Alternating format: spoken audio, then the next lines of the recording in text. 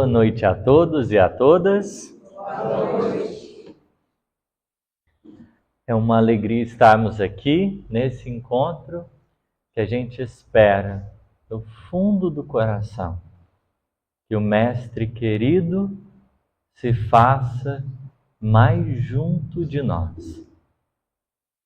Que as nossas mentes, os nossos sentimentos sejam irrigados pelas luzes da Boa Nova, a fim de que saiamos daqui nutridos, confortados e fortalecidos para os bons testemunhos da vida. Nós vamos comentar sobre a Páscoa. Está chegando e é aquele período, claro, que a gente vai lembrar do chocolate, não é? Boa, tá todo mundo nessa vibe, não é? Cacau Show e derivados, beleza. Sim, a gente vai lembrar da memória do Cristo. Mas a Páscoa, ela é uma festividade que tem origem não na cultura cristã, mas ela descende da cultura hebraica. Nós não iremos fazer aqui um miudinho a respeito da Páscoa hebraica, porque a gente precisaria ter minimamente participado pelo menos uma vez para que a gente pudesse ter um pouco mais de familiaridade com o que representa essa festa. Do mesmo jeito que em cidade pequena, normalmente a gente tem, como é que chama? Quermesse? Isso. A gente tem na cultura judaica festividades que visam trazer um sentido espiritual.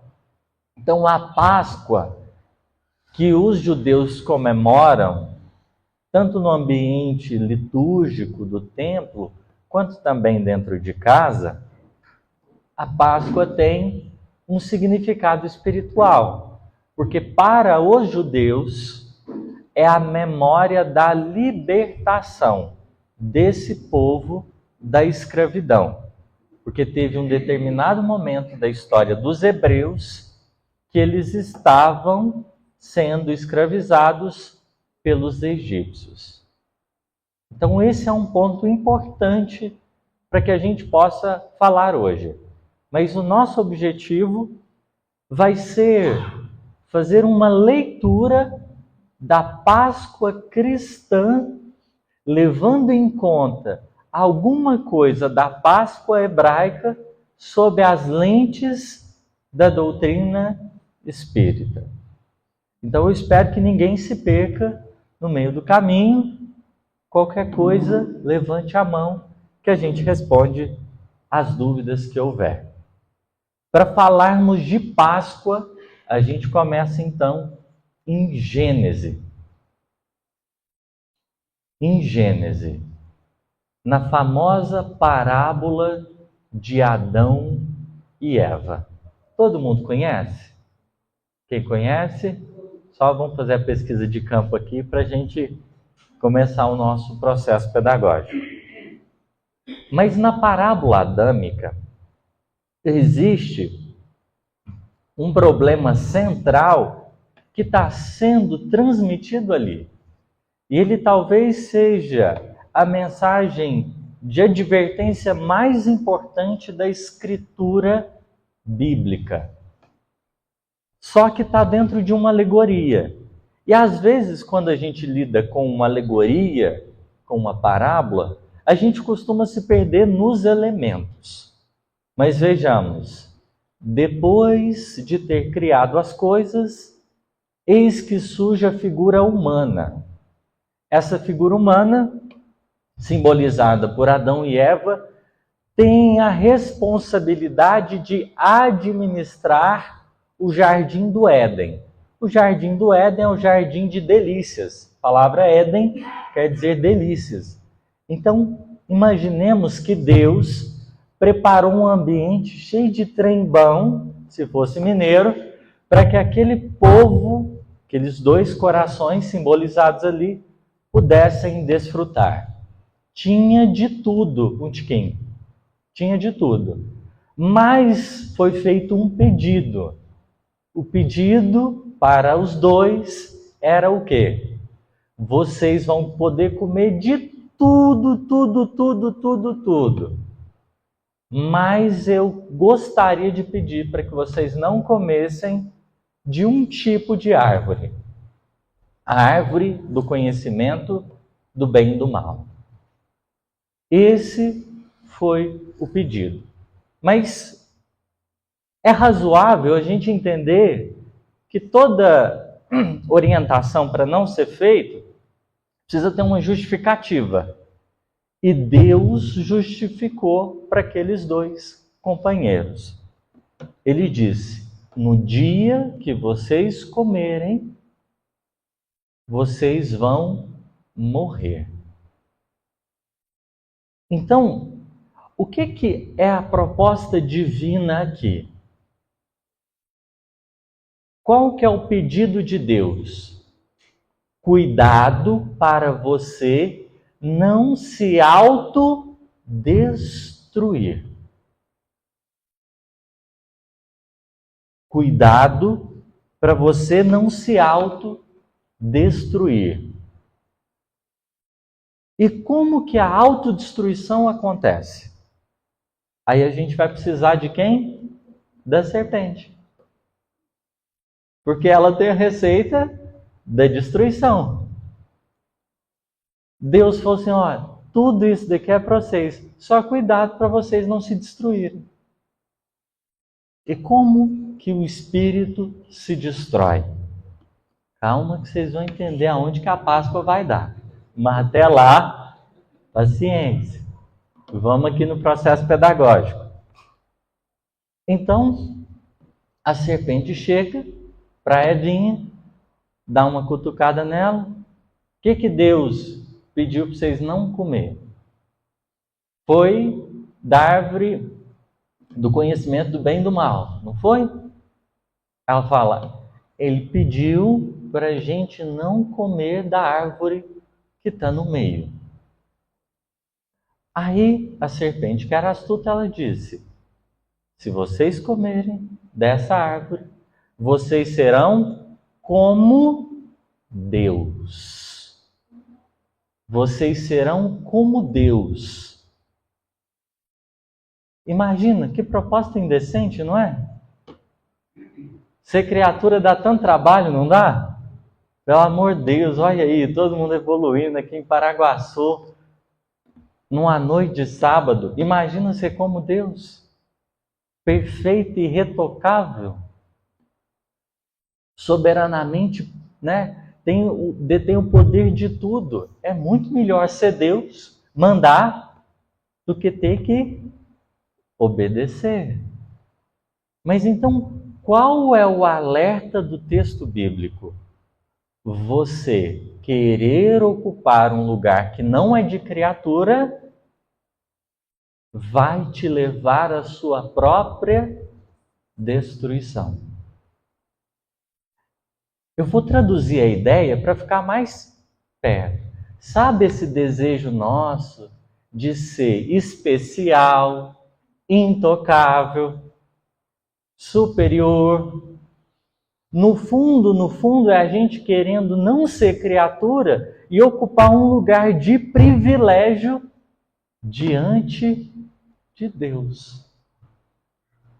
Porque é como se fosse assim, eu estou aqui, então eu não sofro nada do que uma criatura sofre, porque eu sou como Deus. Eu só mando, eu só dou as regras. Então, esse é o caminho da escravidão.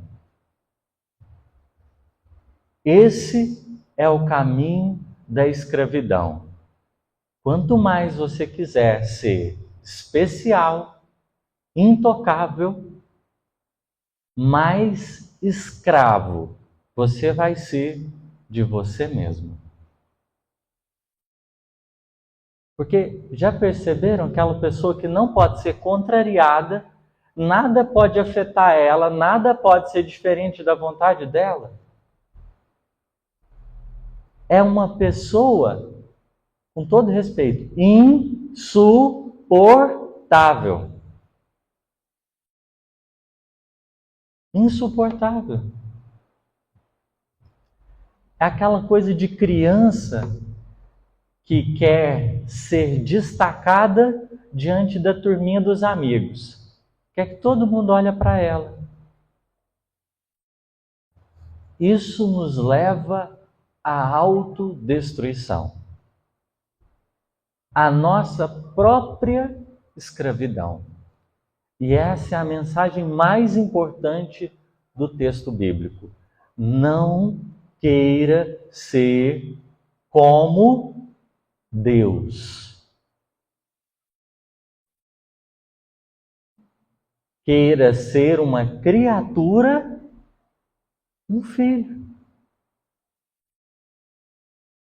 Esse é o pedido mais importante da parábola. Porque se a gente se entender no lugar de criatura, a gente vai evitar a maior parte dos nossos problemas. Mas calma.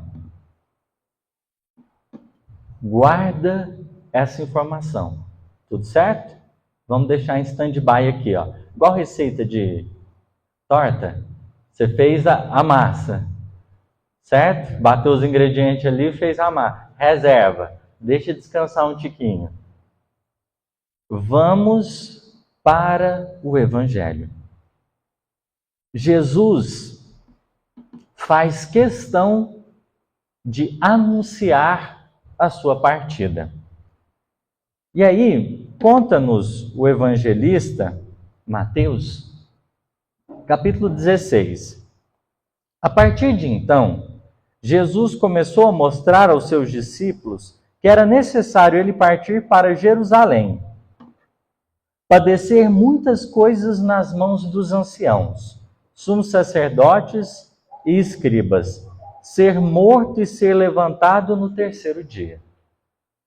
Então imagina, quem está falando isso? O Cristo. De que jeito que ele está falando isso? Desesperado? Não. Perdeu a razão? A fé? Está desconfortável? Não, está numa boa. O Pedro, tomando a parte, começou a repreendê-lo. Então imagina a cena. Assim, a audácia de repreender. Tipo assim, não é falar, ô Jesus, vamos conversar aqui. Tô achando essas ideias meio de jirico? Vamos rever esse roteiro aí? Não tem jeito de ser diferente, não? Simão Pedro repreende e diz, Deus tenha misericórdia de ti, Senhor. O que o Pedro está dizendo? Coitadinho, Senhor. Nossa Senhora. De modo nenhum te acontecerá isso. Sabe aquele filho que você quer super proteger? Aí você fala assim, não vai passar nenhuma dificuldade, nenhum problema. Não pode quebrar a cara, não pode dar errado. Precisa estar onde? Super protegido. Esse não é o desejo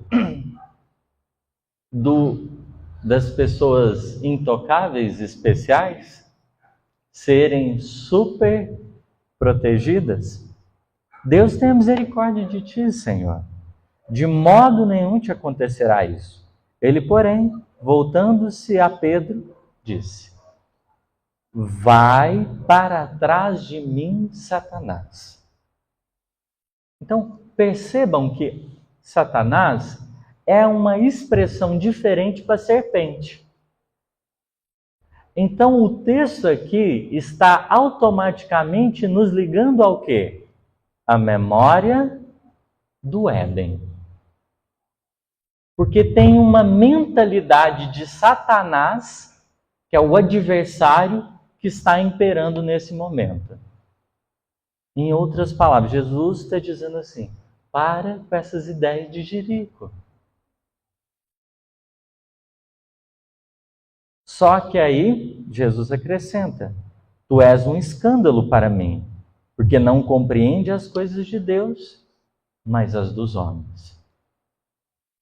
Então, olha a mentalidade que o Pedro estava cultivando. Superproteção. E Jesus alertou: isso é tropeço. Mas não é tão bom ser super protegido? Não é tão bom ser intocável? Não é?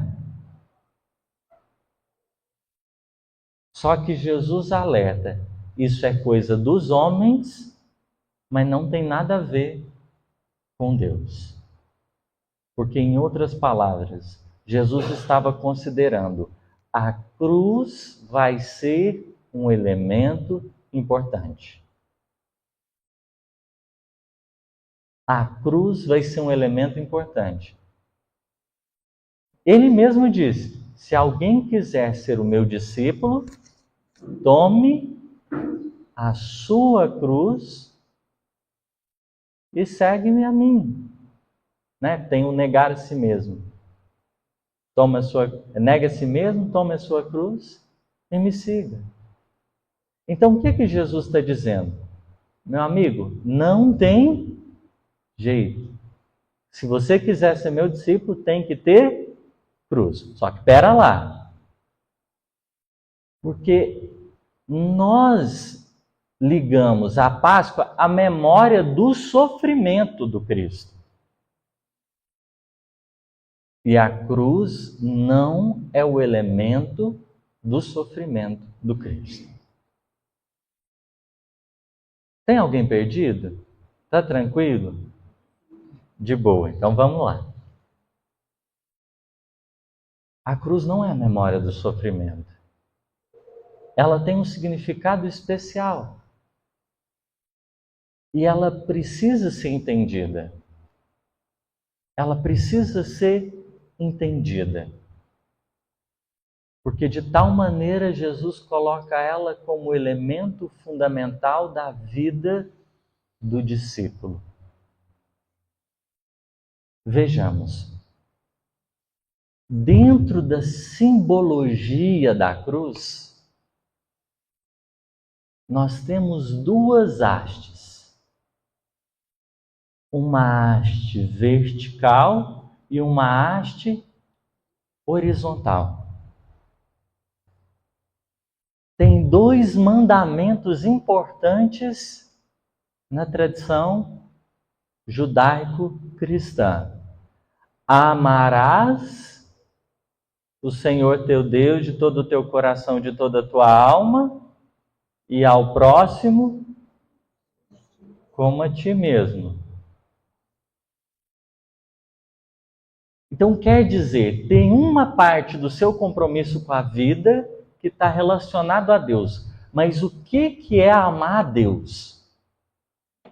Acima de todas as coisas, de todo o seu coração, de toda a tua alma, de todo o teu entendimento. Primeiro, se é acima, quer dizer que ele vai estar num lugar diferente do meu.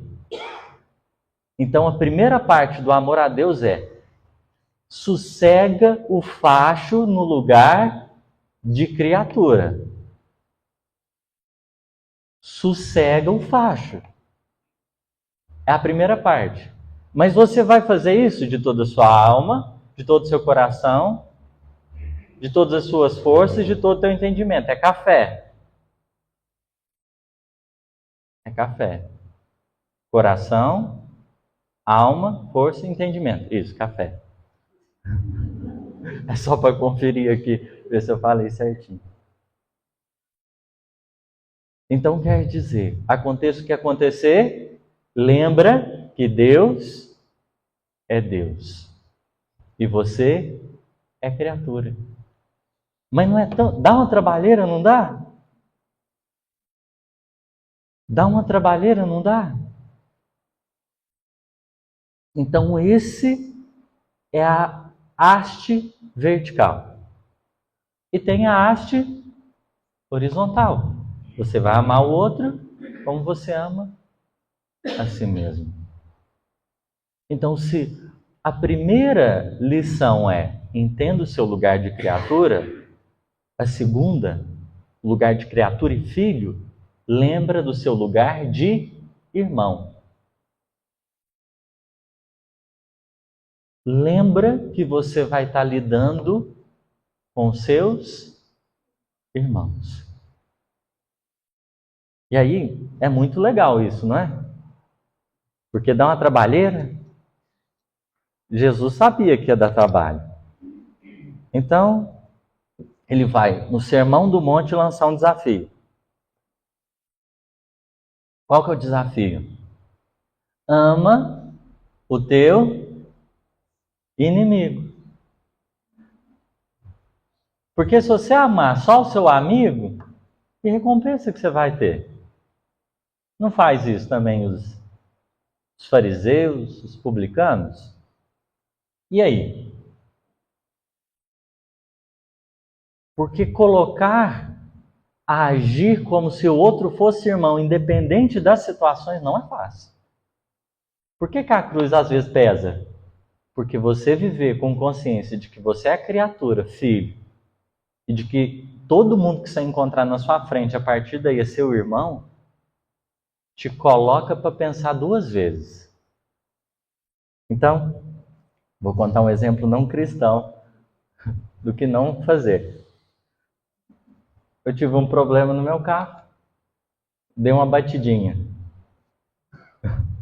Chapei um Etios sedã. Aí ele tinha engate, o meu sofreu mais do que o dele. Mas, gente, os dois foi lesado. Tava um dia de chuva e tal, deu errado. Aí seguro é bom, não é? Sobretudo quando a gente precisa recorrer a eles. Prestativos, atenciosos, beleza. Eu comuniquei o seguro, falei, vou precisar que arrume o carro. O meu carro furou o radiador, estragou o ar-condicionado e outras coisas. Deixou de funcionar a partir da batida. Aí deixei o carro, ele ficou 2 meses na oficina e voltou. Falou assim, pode buscar. Mas o ar-condicionado e outras coisas não foi arrumado. Só o para-choque e o radiador. Aí, a gente faz o quê? Nessas horas? Agradece, não é? Coração cheio de gratidão. A gente vai ligar para a seguradora para informar eles o quanto a gente está satisfeito com o serviço. Aí fui eu lá, amorosamente, fazer aquela ligação num dia que eu não estava bem. Já estava um pouquinho alterado. Aí, o rapaz falou, a gente não vai arrumar isso, isso e isso, porque não foi da batida.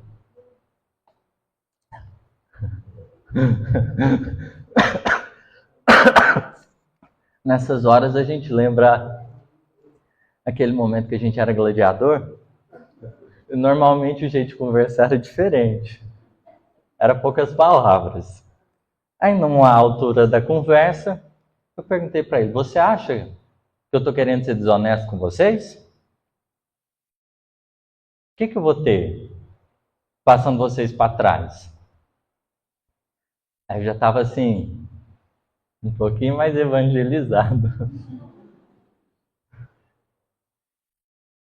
Aí, beleza. O cara estava muito nervoso comigo, eu com ele, e aí ele chegou num ponto que ele falou assim, o cristão da vez, né? A gente vai ter que parar de discutir, porque a gente não vai chegar em lugar nenhum, é melhor você levar em outro mecânico e tudo, ver essa questão aí, e a gente vê o que é que faz. Aí eu, tá bom, tchau. Desliguei. É meu espírito protetor na hora. Acabou, né? Precisava disso tudo? Resolveu? Não resolvi nada. Criei empatia com a pessoa. Mas olha que curioso. Que a questão é, você resolver as coisas do mundo material, lembrando que o outro é seu irmão, não é fácil. Porque aconteça o que acontecer, quem está do outro lado é também importante. Ah, mas aquela seguradora é top. Isso. Mas quem está lá trabalhando são todos meus irmãos, né? São todos meus irmãos. Por isso que, de certa forma, observa o pedido do Cristo. Observa o pedido do Cristo. Quem quiser ser o meu discípulo, negue a si mesmo. Então, esse negócio de ser preferido, esse negócio de ser intocável, de nada de ruim, é porque, assim, de forma bem clara, o que Jesus está dizendo? Prepara para as coisas dar errado para você. E você ter a dignidade de mostrar a sua fidelidade a Deus. E ao seu semelhante. Isso é negar a si mesmo. Isso é tomar a minha cruz. Porque, veja, olha o tanto que Jesus é inteligente. Ele não está falando, pega a minha cruz, a minha do Cristo, e coloca sobre você. A gente ia conseguir carregar? A gente não ia sair do lugar. Por isso que ele é muito generoso. Pega a sua cruz. Tudo que você consegue entender de Deus, ocupa o seu lugar de criatura. E ama o teu próximo como a si mesmo. Tudo que você já tiver de amor disponível, coloca a favor das suas relações. Então a mensagem da cruz é de sofrimento? Não, é só a reafirmação de um compromisso com o que você já sabe sobre Deus e sobre o outro, como você sabe de você, utiliza isso. Mas por que a gente tem que pegar essa cruz? Porque na maior parte das vezes, o que é mais fácil? Agir como se a gente não soubesse de nada disso. E aí nessas horas é que o trem pega. Porque assim, graças ao meu espírito protetor pediu para eu pedir desculpa o rapaz. Eu vou pedir.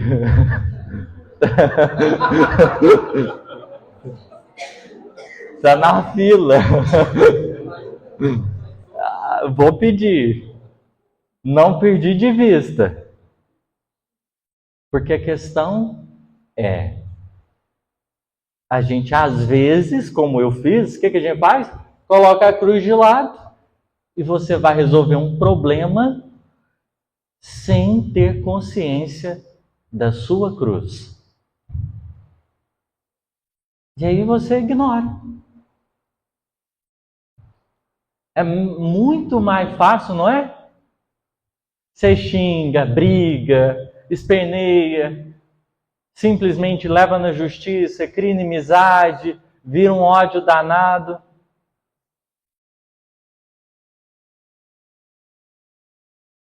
Então a proposta é, para ser discípulo tem que ter cruz.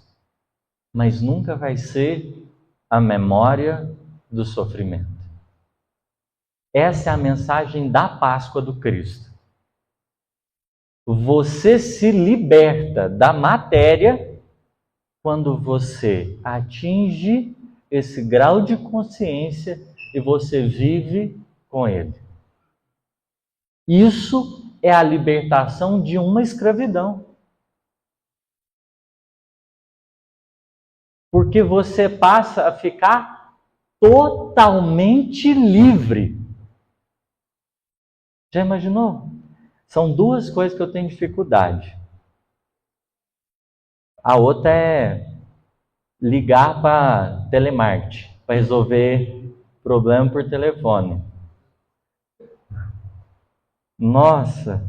E as empresas dão um jeitinho de tornar o trem melhor, não é? Aí você fica uns 10 minutos escutando aqui, como é que chama? Aquelas musiquinhas? É daquela moça Enya. É Enya, não é? É bom, né? Objetivo, te doutrinar. Tentar te acalmar, né? Porque aí pensa assim, não, o cabuquinho já, na hora que ligar, vai estar até mais ativo, mais... Não.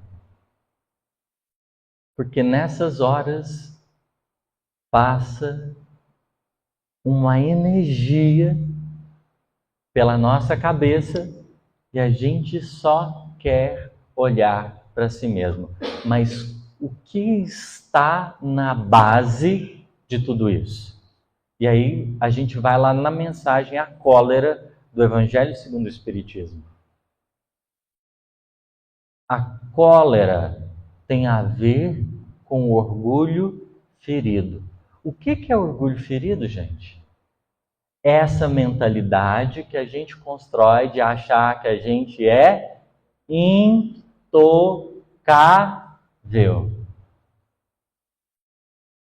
E nada pode dar errado. Mas se você é criatura, está no mundo de prova e expiação, eu acho por bem levar em conta que o que mais vai ter trem dando errado. E que a gente não é especial para não acontecer essas coisas com a gente. Porque só Deus que é intocável. Só Deus é intocável. O restante, todo mundo. Somos permeáveis. E faz parte do processo de construção. Que é fácil? Não. Porque tem um processo de amadurecimento que precisa acontecer. Por isso, na mensagem A Paciência, o Espírito amigo vai dizer assim, e tem um gênero de... A paciência é também caridade. Tem um gênero de caridade que é necessário que pratiqueis. A de suportar uns aos outros. O que ela está dizendo? Você tem uma cruz para carregar. Mas a cruz não é o peso do outro. A cruz é o senso de responsabilidade de entender que tem um outro que é Deus e um outro que é o próximo. É essa escravidão que nós somos convidados a sair. Porque o que acontecia no Egito? Então a gente foi lá em Gênesis. Como em Jesus, agora vamos voltar em Moisés. O que acontecia em Gênesis? Em Gênesis não. Com Moisés e os respectivos hebreus que estavam ali na escravidão. A gente tinha uma figura centralizadora chamada Faraó. E ele detinha um império. Toda criatura autocentrada, toda pessoa que quer ser intocável, que acha que é especial, que nada de ruim pode acontecer com ela, que ela merece ser super protegida, que todo mundo tem que agradar ela sempre, ela vai se parecer com quem? Na Bíblia, com faraós. Que são os responsáveis por manter um regime autoritário. Que você não tem vez nem voz das pessoas. Então, a característica mais impactante desse sujeito intocável é o seu autoritarismo. Ele não escuta ninguém, ele não enxerga ninguém, ele não é sensível a ninguém, porque ele está preocupado consigo mesmo. O que o faraó faz? Ele coloca todo mundo a serviço dele. E é uma beleza. Um monte de escravo garantindo o seu luxo, o seu poder, o seu status, seu bem-estar. Porque às vezes a gente faz isso. A gente chega nos lugares e parece o quê? Faraó. E coloca todo mundo a serviço do nosso poder, do nosso status, do nosso bem-estar. Então esse faraó que estava escravizando os hebreus é a figura do império da serpente. E aí, Moisés é convidado por Deus para fazer uma movimentação com aquela galera para que eles pudessem sair do Egito. Pudessem se libertar disso. E aí, bichinho, voou. É porque eu acho que eu estou começando a feder. Suando bastante. Moisés assume esse lugar de um coração que iria tirar eles dali. Só que a proposta divina era uma proposta tranquila. Era Moisés negociar com o faraó. Mas eu te pergunto, tem negociação com uma pessoa autocentrada? Ela te escuta? Te deixa falar? Abre espaço? Pois bem, o faraó quis aceitar a colaboração, falar, não, vamos fazer um processo ajeitado, já que Deus está ajudando vocês aí, vamos ver o que a gente faz, um bem bolado. Não teve negociação. Aí vem o que a gente conhece das 10 pragas do Egito. Porque era um jeito daquela estrutura de governo ceder para que a libertação pudesse acontecer. E aí nós vamos ter 10 pragas. Quem está sofrendo nesse momento é o faraó? Não é o faraó. Quem está sofrendo são os egípcios. Porque a questão é, no autoritarismo, quem sofre normalmente não é quem está no poder. É quem está vivendo todo o contexto. Então foi um trem de doido. Até que eles conseguiram, numa peleja danada, sair em busca da terra prometida. E o que Jesus faz ao celebrar na Páscoa a crucificação dele?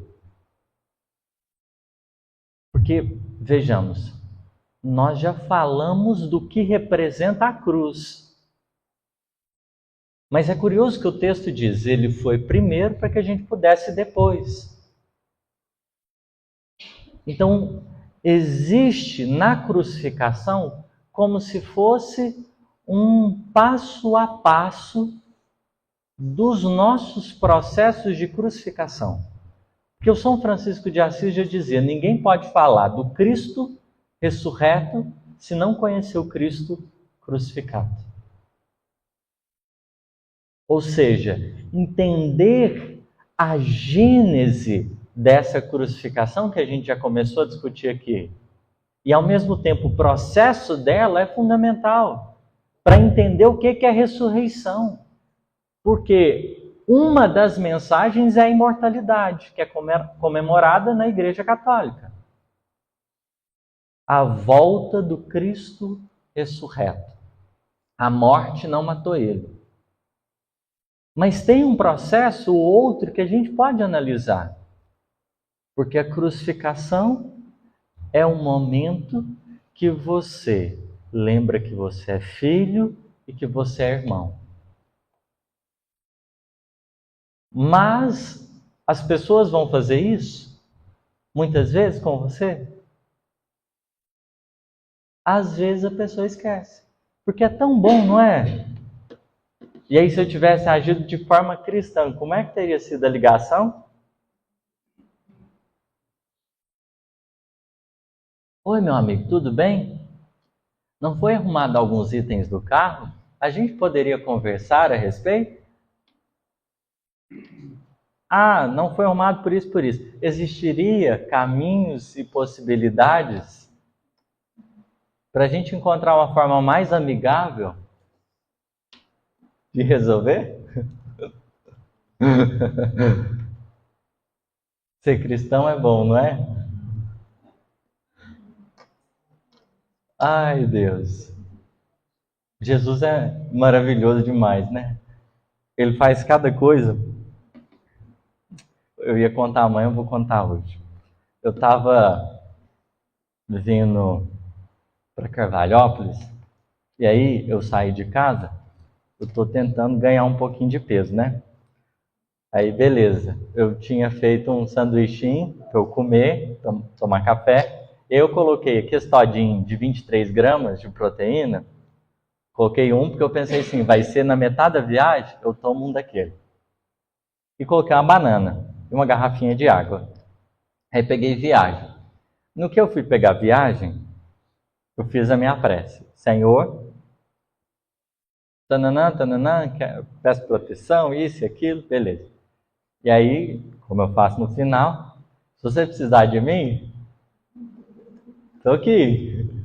A gente deixa mais pro final, né? Porque é quase um, se precisar de mim, não precisa não, né? Beleza.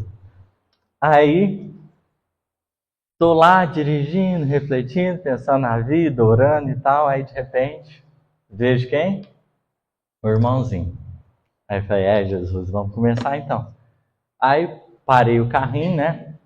Esperei ele aproximar um pouco. Fui perguntei, você quer carona? E ele, não. Eu falei, uai, Jesus. Deu errado, né? Não entendi. Aí me vem a intuição. Você tem seus trenzinhos.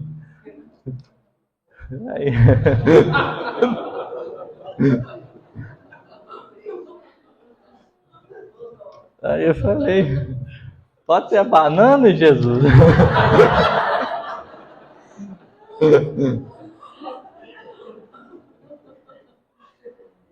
Vai ser tão bom para ele, né? O potássiozinho. O potássio. Aí eu peguei o negocinho de 23 gramas. E a banana. Falei, ele é meu irmão também, né? Ele é digno. Ele é digno. Mas Jesus é pedagógico, não é? Hoje, lá na distribuição de cesta,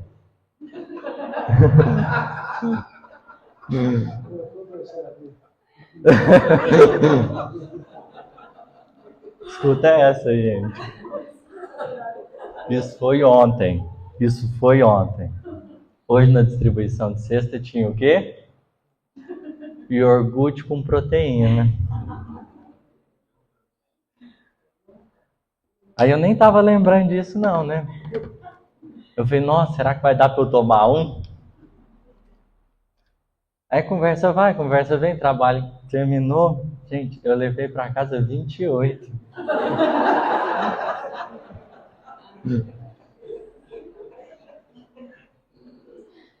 Eu tava preocupado com quantos? Qual que é a lição?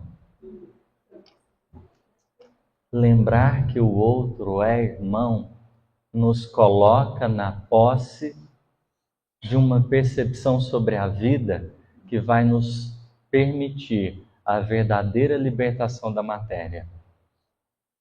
O mundo não está para ser contra nós, mas a vida está a favor de nós. E quem gere os processos e as relações é Deus. Então, quanto mais você serve, mais a vida disponibiliza em seu favor. Dessa vez foi 28 vezes mais. E eu estava preocupado porque eu não ia tomar um. A lógica de Deus é sempre a abundância. Porque se você ficar no seu lugar de criatura, você vai deixar Ele no lugar de Criador. E se tem um trem que é bom ver acontecendo, é Deus ser Pai. Porque na hora que você vê Ele sendo Pai, não tem como o seu coração não ser atravessado por um amor sem medidas.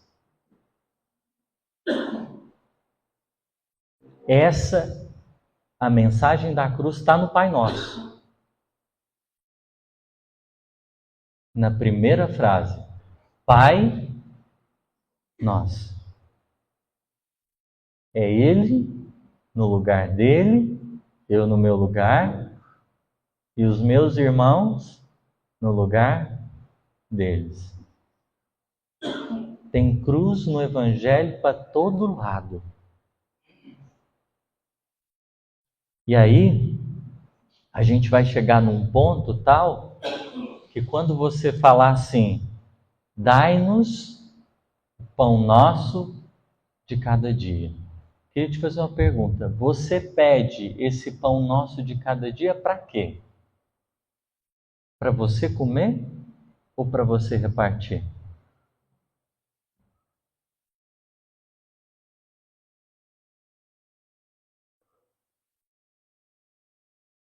É porque o seu estômago vai precisar?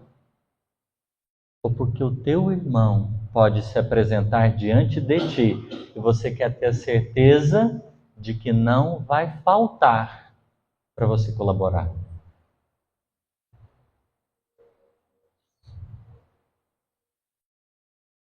Porque se você começa dizendo Pai Nosso, a gente precisa colocar o Pai e o Nosso de todo mundo em cada parte da oração.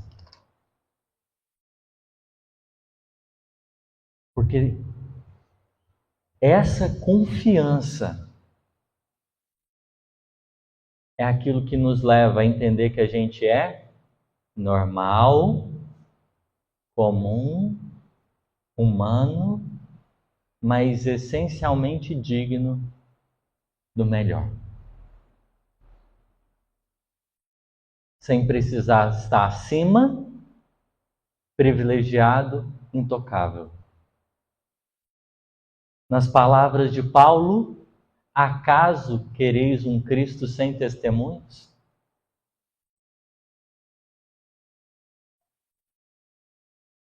Um Cristo para nos servir ou um Cristo para a gente servi-lo?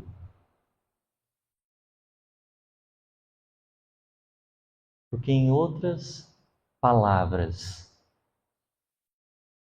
quando a gente ocupa o nosso lugar e não aceita esse outro lugar, a vida nos reorganiza.